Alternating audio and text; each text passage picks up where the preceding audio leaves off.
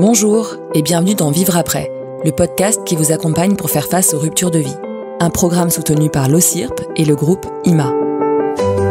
Je m'appelle Sarah Dumont, je suis journaliste et accompagnée d'experts, nous allons parler sans tabou du deuil, d'accidents, de longues maladies et de leur impact sur nos vies personnelles et professionnelles.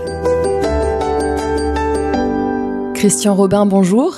Bonjour. Je vais commencer par vous présenter en quelques mots.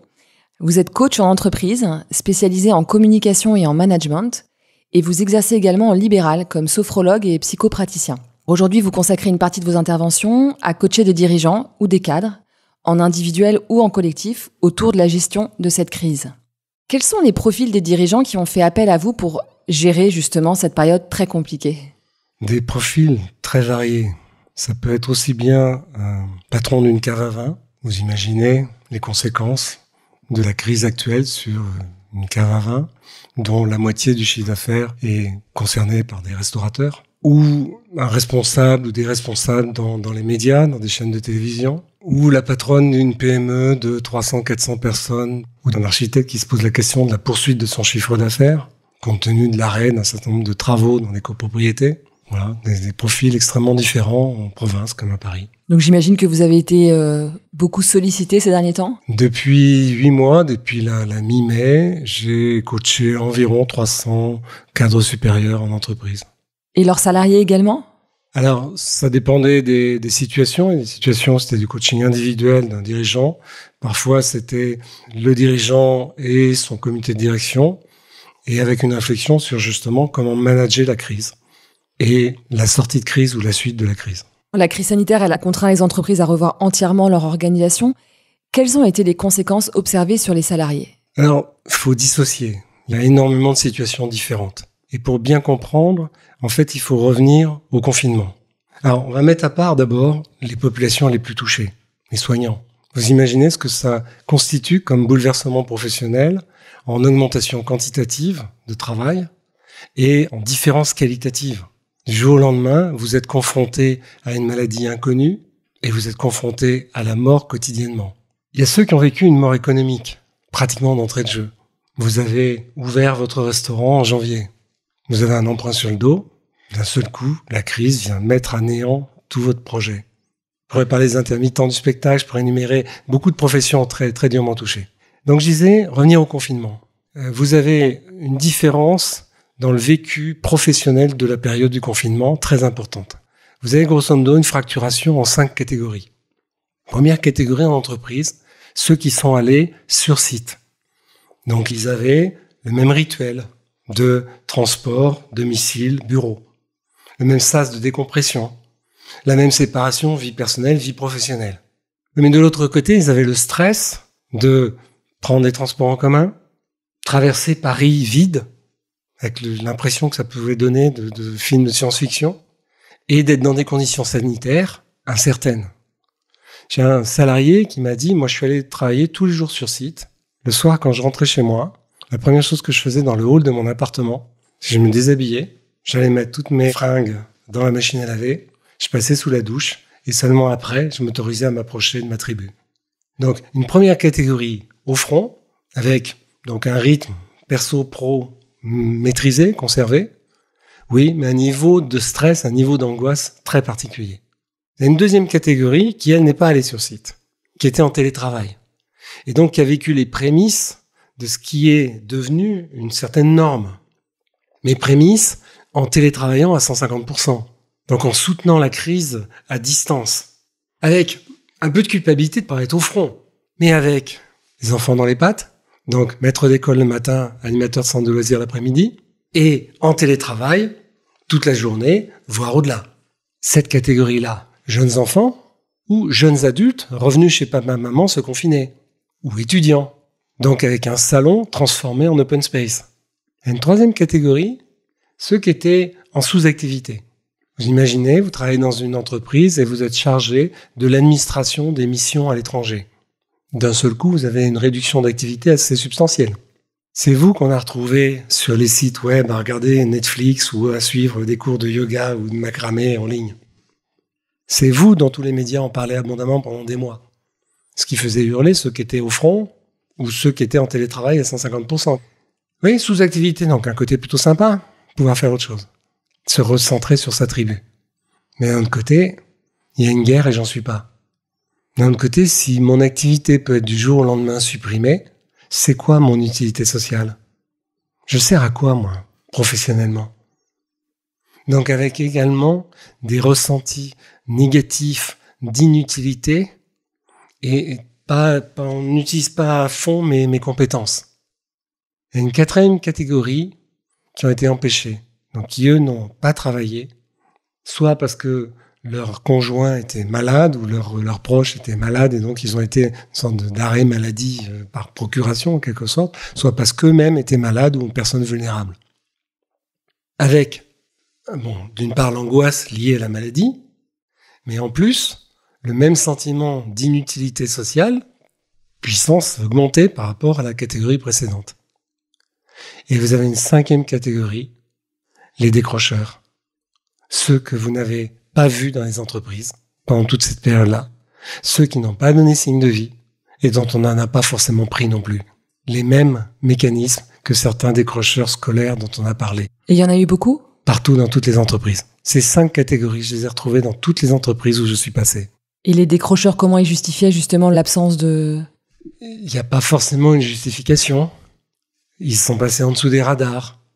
C'est dû à un état de sidération ? Alors, état de sidération ou profiteur, peu importe. Mais vous ne savez pas s'ils sont en train de faire du surf au Pays Basque ou s'ils sont au fond du trou. Dans tous les cas de figure, ça sera très difficile d'aller les rechercher. Voilà, ces 5 catégories-là, ça provoque une vraie fracturation professionnelle avec des vécus du confinement très très différents. Mais on peut pas décrocher comme ça de son entreprise sans justification. C'est beaucoup plus simple et beaucoup plus complexe à la fois. Vous avez dans toutes les entreprises des gens qui ont, pendant un certain temps, décroché. Parce que l'équipe de direction était sur d'autres fronts. Vous êtes en sous-activité. Votre activité n'a pas d'intérêt, mais n'a pas d'objet immédiat tout de suite. Ok, que vous soyez en sous-activité chez vous, vous ayez décroché, votre manager va pas forcément prendre des nouvelles de ce que vous devenez. Le confinement a duré 55 jours. Sur cette fracturation professionnelle, qui est déjà énorme, vous rajoutez une fracturation personnelle. Vous n'avez pas vécu le confinement de la même façon, selon que vous viviez seul dans un 15 mètres carrés, ou avec votre tribu à la maison de campagne à 300 km de Paris. Selon que vous aviez une histoire personnelle qui vous faisait résilier plus ou moins facilement, ou une histoire personnelle qui vous faisait heurter avec ce confinement, le rapport à la prison, le rapport à l'impuissance, le rapport à l'enfermement. En ce qui concerne les salariés qui étaient en télétravail, est-ce que vous avez pu observer que l'empiètement du travail sur la sphère familiale et privée avait engendré un épuisement professionnel ? Quel bilan on peut en tirer à ce jour ? Alors, avec la crise, vous augmentez le niveau de stress. Donc, on est déjà dans des sociétés professionnelles qui sont des sociétés difficiles, qui sont des sociétés dures. Donc, les syndromes d'épuisement professionnel ou de burn-out, on les a déjà rencontrés de manière assez importante et de manière croissante ces dernières années. La crise, c'est une violence qui accentue encore ce phénomène-là. Donc, bien évidemment, dans toutes les entreprises où je suis passé, on m'a signalé des situations d'épuisement professionnel. Je vais vous donner un chiffre qui est purement du doigt mouillé. Sur les 300 personnes que j'ai pu rencontrer, je suis à 5%. Alors, épuisement professionnel, pour donner des éléments, des points de repère à vos auditeurs, 3 signaux. Pour bien comprendre et pour être en mesure de ne pas être dans le déni, pour être en mesure de se regarder soi-même ou de regarder autour de soi si vous êtes collègue de quelqu'un qui manifestement est fatigué ou si vous êtes manager de quelqu'un qui va pas très bien. 3 signaux très simples. Premier signal, l'épuisement émotionnel. J'ai pas envie.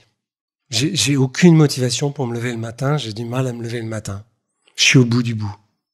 Deuxième signal, ce qu'on appelle la dépersonnalisation. C'est-à-dire que personne ne trouve grâce à mes yeux.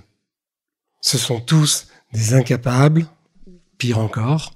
Il n'y en a pas un avec lequel j'ai plaisir à travailler. Oui, donc une forme d'irritabilité. Alors, plus que de l'irritabilité. Un rejet de l'autre. Un rejet de l'autre, une sorte de mésestime, d'accusation permanente de la terre entière. Et le troisième signal, alors qui est sans doute une conséquence des deux autres, c'est le sentiment de non-accomplissement. Je sers à rien. Je me sens inefficace et inutile. Quand vous ressentez ces trois axes-là, ces trois signaux-là, attention, allez consulter. Et de leur côté, est-ce que les entreprises, justement, comment elles s'y sont prises pour détecter des situations de crise? C'est justement la grande responsabilité des dirigeants aujourd'hui. Il y a Jacinda Ardern, qui est la première ministre néo-zélandaise, qui disait il y a 2 ou 3 ans, au moment des attentats de Christchurch, qui disait « Une des principales qualités d'un dirigeant, c'est sa capacité à se mesurer à l'angoisse de son peuple. » Elle parlait des dirigeants politiques. Je transcris la citation à n'importe quel manager, à n'importe quel cadre, à n'importe quel dirigeant d'entreprise. Aujourd'hui, la responsabilité d'un manager ou d'un dirigeant d'une entreprise, c'est de se confronter à l'angoisse de ses salariés. Et donc d'aller la chercher. D'aller la chercher pour rassurer dans un premier temps, pour déminer. Alors il y a plusieurs axes. Le premier axe, c'est les conditions sanitaires. Deuxièmement, rassurer sur le plan économique. Il faut communiquer sur la situation économique de l'entreprise, quand bien même elle ne serait pas forcément brillante, mais communiquer pour donner des éléments autant que faire se peut sur les perspectives. Le pire, c'est toujours de ne pas savoir. C'est toujours d'être dans le règne, aujourd'hui, qui est le règne de l'incertitude. Je ne sais pas. Troisième, après, mais par rapport à toutes les fracturations que j'évoquais tout à l'heure, mon objectif dans une entreprise, c'est de refaire collectif, c'est d'aller les rechercher, c'est de refaire société, c'est de refaire corps. Puisque nous sommes dans une culture, dans une société très individualiste, et nous sommes violemment heurtés par la crise qui nous fracture dans tous les sens. C'est où les lieux où on peut refaire collectif? Mais l'entreprise est un de ces lieux. Faire collectif, comment? Eh bien, libérer la parole. Partager des moments où on va raconter notre vécu du confinement. Un jour, j'ai une chef d'une petite équipe, d'une dizaine de personnes, qui m'a dit, en juillet, j'ai organisé le retour sur site de mon équipe et je me suis débrouillé en respectant la jauge sur la semaine, etc., pour qu'on ait au moins une journée tous ensemble. Et j'avais réservé un restaurant pour qu'on puisse partager un bon moment. Et elle dit, en fait, à la fin de la journée, on s'est rendu compte qu'on avait papoté tout le temps. On n'a rien fait. On avait tellement de trucs à se dire. Quand on a commencé au café, on n'a pas arrêté. Alors, soit tous ensemble, soit par petits groupes, etc. Mais ce qui est sûr, c'est que de toute la journée, productivité zéro. Je dis, ouais, mais c'est le meilleur acte managérial que tu as fait de l'année. Purger, partager. Ça a beaucoup de bienfaits. Alors, on le connaît en thérapie, on connaît le rôle de la parole. Mais ça a un autre effet en collectif, ça a un effet miroir. Vous avez passé le confinement toute seule, à bosser à fond pendant les 55 jours. Et vous avez l'impression que, ok, c'était difficile, mais que finalement, bon, c'est passé. Vous écoutez un de vos collègues, et c'est du vécu, c'est des témoignages réels que je vous raconte, qui vous dit, moi, ce que je ressens, c'est de la colère. Parce que j'étais en colère contre la terre entière, j'étais en colère contre les Chinois, j'étais en colère contre Macron, j'étais en colère contre moi-même qui n'arrivais pas à gérer mon môme. Le fait de l'exprimer, lui, ça lui faisait du bien. Et vous l'écoutez, et vous vous rendez compte qu'il y a une part de colère en vous qui est très très forte et que vous n'avez jamais exprimée depuis 2 mois. Parce que dans le déni de la violence de ce que vous avez subi et que vous avez planqué par une suractivité professionnelle n'ayant pas grand-chose d'autre à faire. À l'envers, vous écoutez une mère de famille qui dit « Moi, c'était pas terrible, mais si j'ai un souvenir sympa, c'est que j'ai fait pendant 2 mois de la pâtisserie avec mon ado qui a 15 ans, et ça faisait bien au moins 10 ans qu'on n'avait pas fait des gâteaux comme on l'a fait ensemble. » Vous avez l'impression d'avoir vécu un confinement, mais dramatique, au fond du trou, etc., vraiment terrible. Et puis, vous l'écoutez, et vous dites, Ah ouais, non, mais c'est vrai. C'est vrai que moi aussi, avec mon monde, j'ai partagé ci, j'ai fait ça, et on a pu, et ça, c'était plutôt sympa, c'était plutôt un moment privilégié de retrouvailles, de partage. Si vous ne faites pas cette libération de parole, on va garder nos dénis les uns et les autres. Soit vous allez rester dans une souffrance du premier vécu, votre première perception, votre colère, votre effondrement. Soit vous allez rester dans votre déni de même pas peur. Et tout ça remontera à la surface dans 6 mois, dans 1 an, dans un syndrome de stress post-traumatique. Donc dans les accompagnements que vous faites auprès des dirigeants, vous encouragez beaucoup justement à cette ouverture au dialogue ? Majeur, fondamental, tout le temps. Je vais même vous donner un autre exemple. Une patronne que j'ai accompagnée fin mai et qui cherchait justement à accompagner le retour sur site. Et je lui dis, tes managers, ils ont fait le boulot en contact de proximité avec leurs équipes, etc. Elle me dit, oui, plutôt bien, etc. Mais j'aimerais quand même peut-être aller plus loin. Et je lui dis, et si tu les appelais tous, dans les 300 salariés de la boîte? Oui. Tu prends ton téléphone, tu les appelles tous. On est mi-mai, fin mai à peu près. On réfléchit tous les deux là-dessus, sur l'idée. Il me dit, ouais, tiens, pourquoi pas? C'est malin. Et puis, elle a acheté l'idée. Elle a réuni son comité de direction, une dizaine, et ils en ont appelé 30 chacun. Juste pour dire comment ça va. Prendre des nouvelles. Dans quel état d'esprit vous êtes là à la fin de ce confinement? Je l'ai revue en septembre et elle m'a dit c'est la meilleure idée qu'on ait eue. Parce que, ça nous a donné à nous, direction, une perception très fine de la réalité de nos troupes, de la réalité du ressenti, du vécu des différents salariés de l'entreprise, de leur attachement à leur métier, de leur attachement à l'entreprise, du lien qu'ils avaient avec leur équipe, avec leur production, etc. Ça a donné vraiment une photo très très fine sur laquelle on va reconstruire. Et de l'autre côté, ils ont tous été très touchés que la direction les appelle. Oui, qu'elle prenne soin d'eux, tout simplement. Oui, et par un coup de fil. Oui, un vrai contact, pas un vrai mail. Contact, pas un mail, pas juste une annonce, pas juste une décision. Je travaille le sentiment d'appartenance. Et c'est ce sur quoi les entreprises doivent travailler aujourd'hui, à tous les étages, du manager qui a 2 personnes dans son équipe jusqu'au patron. Et à titre individuel, quand on est salarié et qu'on sent qu'on a de plus en plus de mal à finalement accepter cette situation de télétravail ou de chômage partiel, quelles ressources peuvent nous aider à surmonter cette crise? Alors, d'abord être vigilant. Avant d'aller aux ressources, il y a une sorte d'autocontrôle, d'autoregard, de vigilance par rapport à soi-même et par rapport à ses proches. Et pour ça, se méfier de quelques comportements. Lorsque je me surinvestis sur un plan professionnel et que je travaille plus que la norme, or le télétravail peut m'entraîner vers un surinvestissement important, attention, comme peut commencer d'allumer quelques warnings. Les signaux d'épuisement professionnel que j'évoquais tout à l'heure. La perte de rituel. C'est-à-dire que notre travail en temps ordinaire, il est très ritualisé, notre vie quotidienne. Vous prenez votre petit déjeuner à telle heure, vous prenez le transport pour aller au travail, vous terminez, vous mangez, vous avez une pause café, tout ça est très ritualisé. Travailler toute seule chez vous, c'est quoi votre rituel? Vos sas de passage d'une situation à l'autre? Ben, faut vous les réinventer. Si vous n'avez plus aucun rituel, il y a un risque que ça parte un petit peu dans tous les sens. Et donc que vous perdiez pied, parce que je me raccroche à quoi? Il y a un manager qui a recréé des rituels. Tous les matins, 9h, un café Zoom avec l'ensemble de l'équipe. On n'a rien à se dire, on se le dit quand même. Ben oui, c'est ce que tu faisais devant la machine à café. Ben tu le refais de la même façon. Alors ensuite, les outils. Les outils, le télétravail, c'est quoi? Ben vous êtes assis sur votre chaise toute la journée. Potentiellement, vous êtes en visioconférence toute la journée. Visioconférence, ça veut dire quoi? Ça veut dire que vous êtes en fixité du regard sur un ordinateur à essayer de capter les regards d'autres personnes à 30 ou 40 cm de votre regard. Pour vos yeux, c'est terrible. Pour vos épaules, c'est terrible. Vous allez voir se développer des troubles oculaires, des troubles musculo-squelettiques, des tendinites, vraiment de façon massive. Donc, les outils, faire attention à ça.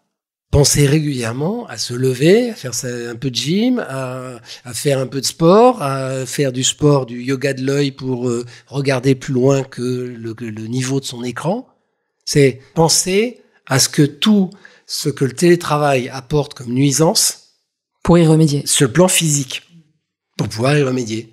Donc ça, la prise en compte corporelle, la prise en compte physique, donc la prise en compte du sport, elle est essentielle. Et du sport jusqu'aux petits gestes quotidiens. Parce que c'est ce que vous faisiez au bureau. Au bureau, vous vous levez, vous bougez, vous allez prendre un café, vous allez boire un verre d'eau, vous bougez. Chez vous, en visio, non. Pas de la même façon. Vous allez mal, vous avez un vrai souci, vous constatez des insomnies, des migraines, une sorte de tétanie ou des signaux d'épuisement professionnel du style de ceux que j'évoquais tout à l'heure. Faut consulter, faut travailler sur soi. Aujourd'hui, j'ose espérer que le psy ne fait plus peur. C'est pas parce que je fais toc-toc à la porte d'un psy que je m'enchaîne pour des années et des années à suivre une psychanalyse interminable. Oui, être à l'écoute de ses difficultés et s'autoriser à être en difficulté. Et s'autoriser à en parler et à chercher un cadre, à chercher des lieux pour aller en parler. Et après, je vais vous donner un autre outil. Un outil que j'ai modélisé avec un moyen mnémotechnique très simple, pour aider vos auditeurs à s'auto-analyser, essayer de voir j'en suis où. Alors c'est la règle des 4 A. A comme amusement. Il faut que je m'amuse. Si vous ne vous amusez plus dans votre cadre professionnel, commencez déjà d'allumer un feu orange. Alors ça ne veut pas dire que tout ce que vous faites dans votre cadre professionnel vous amuse. Moi je suis indépendant, tous les samedis matins, je fais ma comptabilité et mes factures. Je vous promets que ça m'amuse très modérément. Mais 95% de ce que je fais m'amuse, m'intéresse, me stimule. Quand vous êtes dans des pourcentages inversés, il y a un vrai feu rouge qui s'allume. A comme autonomie. Il faut que dans le cadre de mon activité professionnelle, j'ai un pouvoir de création. Autrement dit, si je vous dis à 9h01 tu fais ci, à 9h02 tu fais ça, à 9h03 c'est mort, c'est pas possible. Vous savez, tout homme rêve d'être Dieu, il faut lui laisser l'espace nécessaire pour qu'il puisse exercer sa création divine. Si vous avez le sentiment que vous n'avez aucune autonomie, il y a un deuxième feu orange qui s'allume. Que ça soit réel ou que ce soit juste votre ressenti, puisque là je suis dans un outil d'auto-analyse. A comme apprentissage. Il faut que j'apprenne tout le temps. Ce qui va me stimuler dans mon environnement professionnel, c'est que j'apprends. Du jour où j'apprends plus rien, il y a un troisième feu orange qui s'allume. Et quatrième A comme appartenance. Ce qu'on évoquait tout à l'heure. J'appartiens à une famille, j'appartiens à une équipe, j'appartiens à un département, j'appartiens à une entreprise. Alors, j'appartiens au sens de je fais partie. Je suis membre utile à cette tribu-là. Dites-vous bien que si vous avez les 4 A, amusement, autonomie, apprentissage, appartenance au vert, tout va bien. Si vous en avez un qui commence à clignoter, regardez-le d'un peu plus près. Si vous avez 2 ou 3 qui sont au rouge, il y a un bug. Et là, vous avez des sources de travail, soit vous, individuellement, dans vos relations avec les autres, soit avec quelqu'un pour vous accompagner. Alors, il y a eu beaucoup de licenciements de prononcés pendant cette période de Covid. Est-ce qu'un licenciement pendant une période de crise comme celle-ci et un licenciement en temps normal, si on peut dire, produit le même effet? La crise, c'est un accélérateur de particules. Donc, un licenciement Covid, il sera pire qu'un licenciement hors Covid. Un licenciement, c'est quoi? C'est d'un seul coup une mort économique brutale, dont il faut que j'arrive à me sortir, et je vais m'en sortir comment? Il faut que je fasse le deuil de ma situation professionnelle antérieure, et que j'arrive à réinventer un nouveau projet, à recréer une vision de ce que pourrait être ma vie sociale professionnelle de demain. Comme ça que je vais remonter la pente. En période Covid, il y aura les licenciements de 2020, on n'a rien vu encore. Nous savons tous qu'il y aura dans les années qui viennent des plans sociaux, des licenciements, des indépendants qui vont se retrouver sur le carreau dans des volumes beaucoup plus importants, parce que les amortisseurs sociaux qui ont beaucoup joué en 2020 ne joueront pas forcément de la même façon en 2021. Donc à un moment, il va y avoir une explosion de licenciements sur la situation économique française. Donc ce sera d'autant plus difficile de retrouver du travail.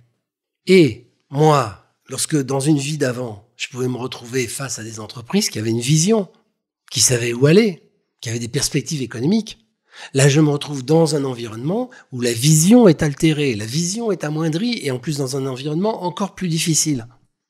Donc un licenciement Covid sera forcément un licenciement encore plus traumatisant qu'un licenciement du monde d'avant. Et il faudra encore être plus vigilant, soi-même, pour s'accompagner et prendre soin de soi. Le déconfinement va-t-il permettre, en tout cas si la fin de la crise arrive, est-ce qu'on va pouvoir reprendre notre vie professionnelle comme avant? Si tant est que ce soit possible un jour. Alors, je ne sais pas à quoi ressemblera le monde d'après. Je ne suis pas très sûr qu'il soit bisounours. Mais en revanche, il n'y aura pas de retour au monde d'avant, ni personnel, ni professionnel. Il y aura une rupture très importante entre avant et après le 17 mars 2020, qui sera une date historique aussi forte qu'un 11 septembre. On n'a pas vécu de crise en France, de cette violence-là, de cette ampleur-là, depuis la Deuxième Guerre mondiale. Donc, vraiment, la vie professionnelle d'avant, mais même pas en rêve. C'est même pas la peine de l'imaginer. Faut inventer autre chose, et on va inventer autre chose. Les citadins qui quittent la ville pour la campagne ou la mer, d'ailleurs, on en a vu beaucoup, on en a tous autour de nous. Est-ce que c'est ceux-là qui préparent le monde d'après? Puisque j'ai perdu ma vision avec la crise, moi individuellement et nous collectivement, je me pose plein de questions.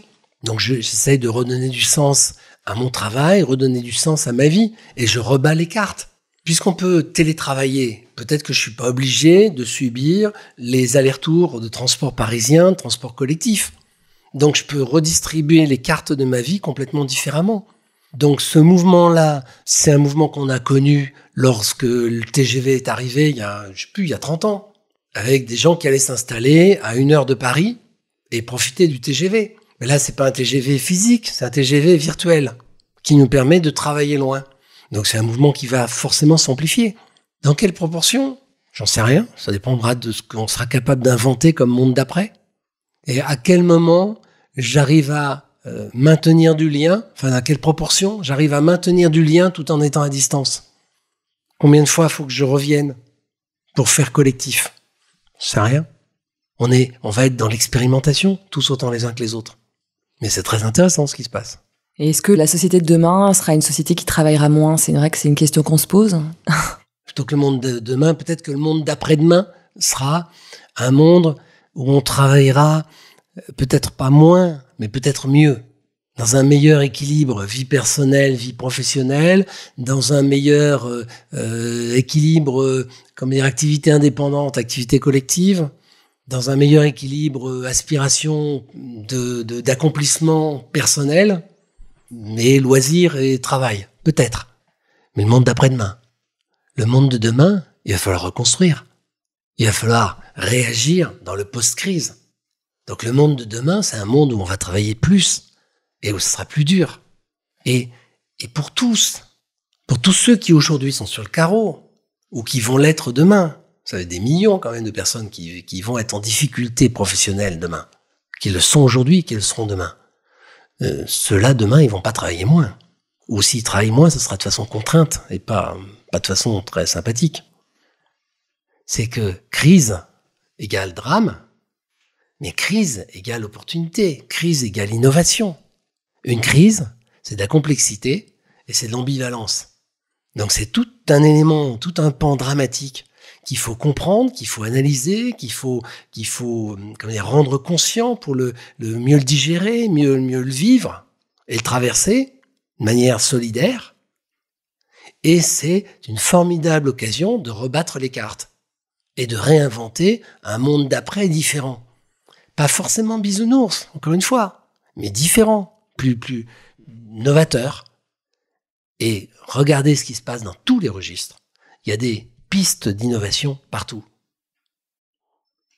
Au quotidien, dans toutes les entreprises. Alors pour finir, Christian, est-ce qu'il y a une citation que vous avez envie de partager avec nos auditeurs? André Malraux disait « Une vie, c'est transformer en conscience une expérience la plus large possible ». Et je pense que la crise elle vient questionner notre capacité à engranger, à profiter de l'expérience de tous pour le transformer en conscience individuelle et collective. Si ce podcast vous a plu, n'hésitez pas à en parler autour de vous et à consulter plus d'informations sur vivreaprès.fr, le site qui aide à faire face aux ruptures de vie.